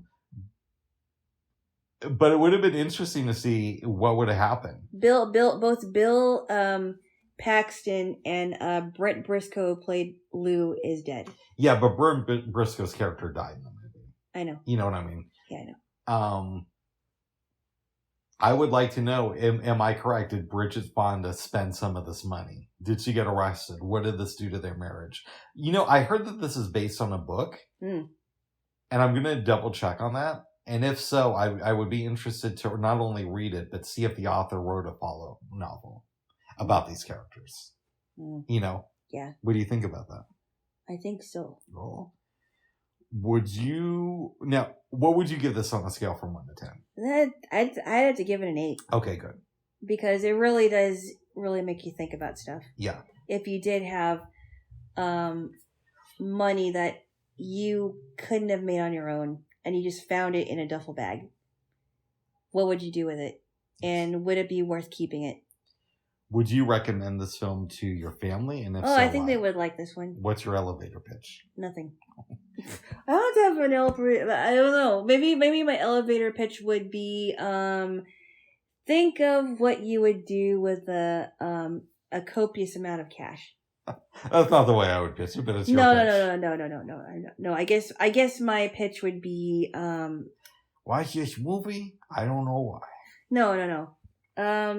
This movie will make you think about what you do with money. Yeah. In the future. That's what I would say. Nice. But yeah, it really makes you think about it. Well, good. Is it really worth it? Yes. There is a film I've been trying to get us to watch for a while that I had not seen. Mm-hmm. And it actually came out on my 5th birthday, which I didn't know until yesterday until we asked Miss A. Yeah. But it's called Broadcast News. Yeah. I'm probably going to give a very brief recap since it's a long movie. And, yes, it is very long. Very long. Basically, Holly Hunter plays this news producer. Jane Craig. And she works a lot with Albert Brooks. who is very good at what he does, but also full of himself. Yeah, his name is Aaron. I thought he was hilarious in some of the parts of the movie. He's really good. He's Albert Brooks. I think he's good in pretty much everything. He's very good, yeah. And the station hires on William Hurt, a.k.a. Tom, who is this like pretty boy ex-sports announcer. Yep. And it's basically about the relationship, how their lives interconnect. At one point, it looks like Jane and Tom are going to be a couple after she has her competition sent away to Alaska. And you never see her again. Mm-hmm. Jennifer Mack. Yep. Albert Brooks is concerned because they're doing cutbacks at the network. Yep. So he's not sure if he's going to lose his job or not. And he ends up guest hosting the weekend broadcasts. And the movie basically ends with Jane and Tom not getting together. Fast forward 7 years. Well, Aaron is Albert Brooks' name, and they don't get it. They don't end up together either. Well, that's why we fast forwarded 7 years, babes. Yes. They're all meeting back in town. Maybe there's a convention. Aaron has a kid with somebody, and your man Tom is engaged to some other lady, and Holly Hunter thinks that she just met a guy. And Albert Brooks is doing news in Portland. Wow. Yes. We don't know which Portland, though. Yes, must have been Portland, Maine. Because I don't remember turning on the TV and seeing him seeing the local news. In other news, defund the police. I can't do an Albert Brooks impression. But I did like Jack Nicholson's stint in the movie. And He's great. He was reading parts of the teleprompter. Well, the scene I really liked with him is near the end of the movie, when it's the day where people are going to start getting fired, and he goes around and he's like, I'm going to have a dinner, and I'm going to pay for everybody's dinner. Joan Cusack comes up to him. She goes away. He looks at the news director and says something like, is he on the list? And then he's like, Jack Nicholson is like, oh, I wish these people weren't going to lose their job. And the news director under his breath says, well, maybe if you took like $1 million or $2 million off your salary each year, we could keep some of these people. And Jack Nicholson just kind of like walks away from him. Yeah. I like that. And then he starts reading, reading the news. Well, he did that before. Oh, yeah. Okay. Yes. Yeah. Yes. I thought the one scene where Joan Cusack was trying to get this tape, and she was like in a hurry, and she was like passing by all these people. That was great. A scene that I responded to, though, is after everybody's been fired, Holly Hunter is talking with Tom. Yeah. And she got promoted. Yep.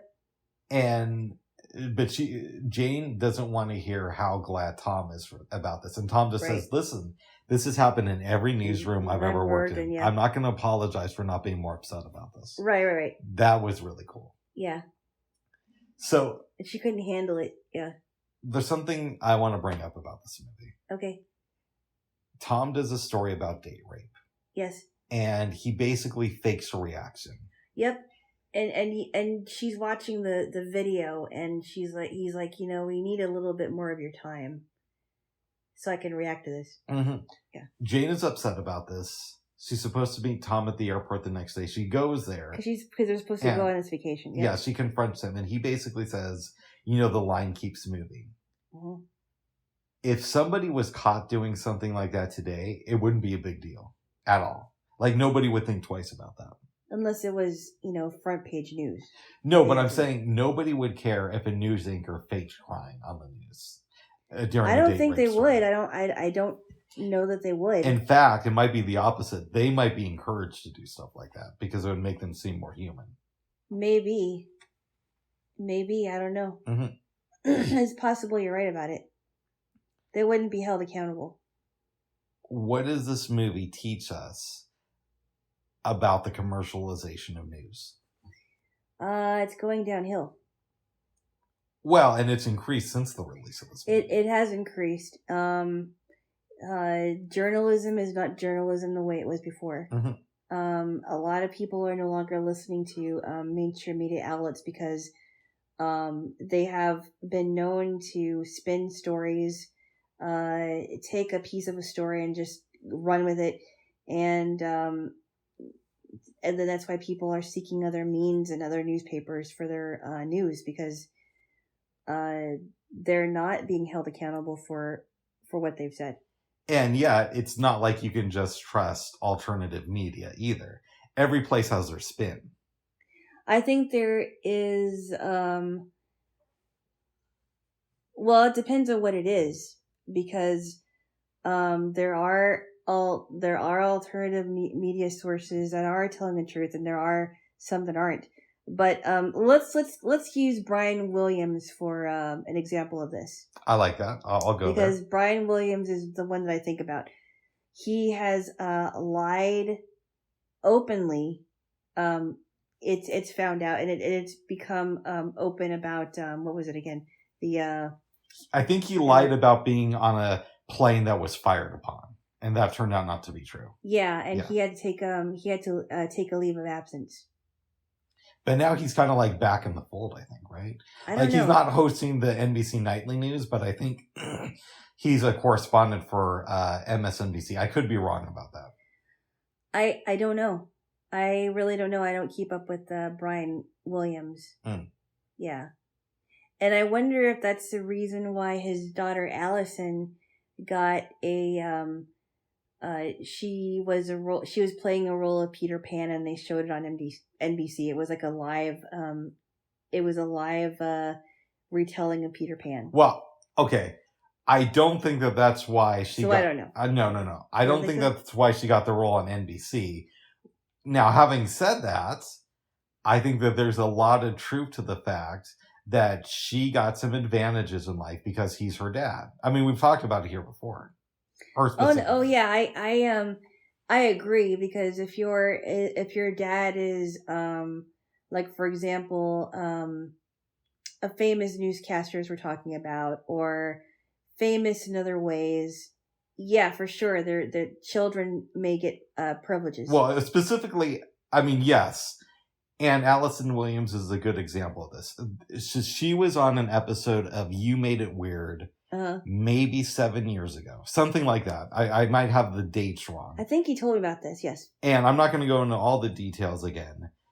But let's just say when I first downloaded the episode, I didn't know who she was really. I knew that she was on Girls, but that was it. Was she? And yeah. Okay. And it's one of the few times where I've listened to a guest on that podcast to where I had less respect for them after the episode than I did before it started.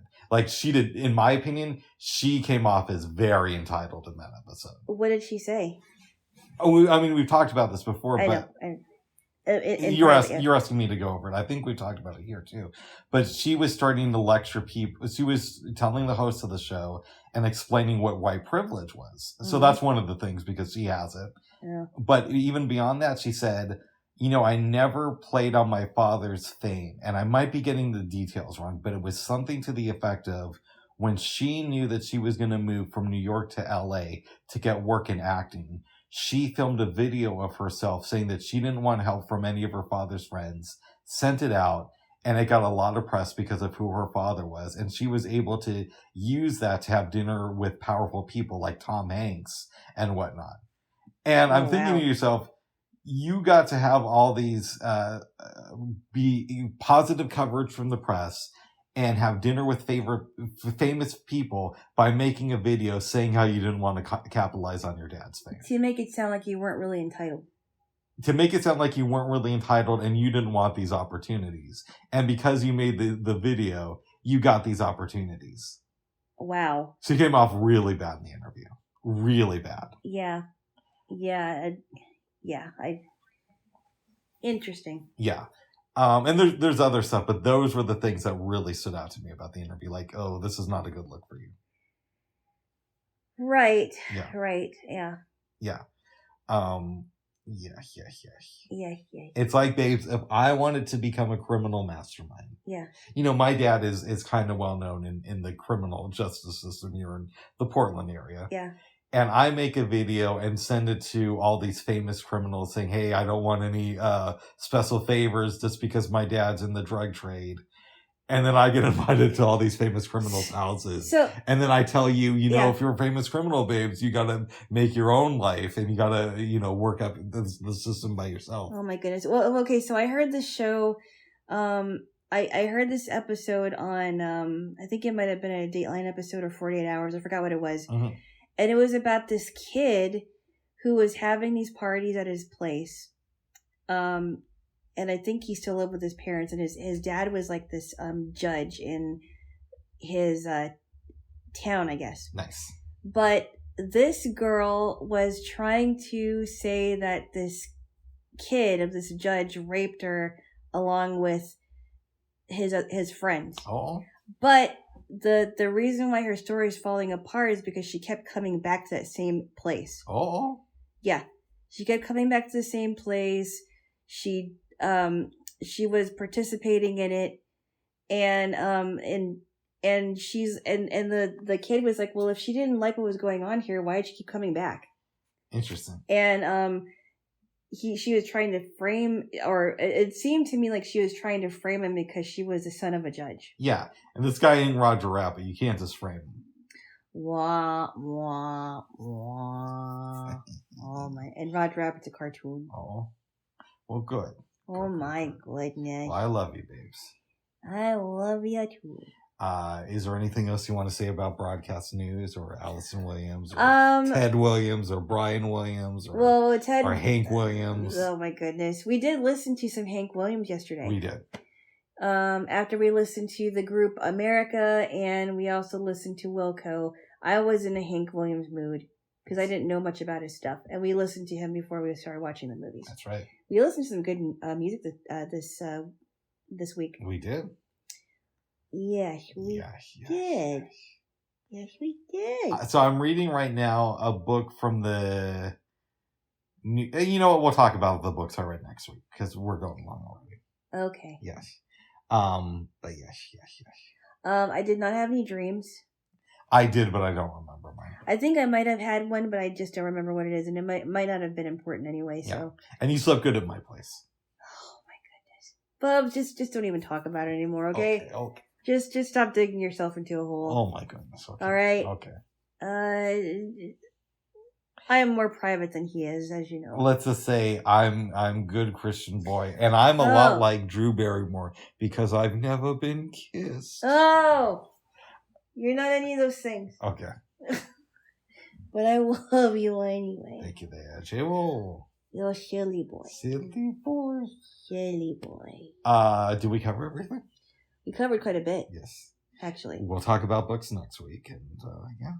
Yeah, and what? I finished the Roger Ebert book, and so he interviewed Chris Christopherson. I might start listening to his music.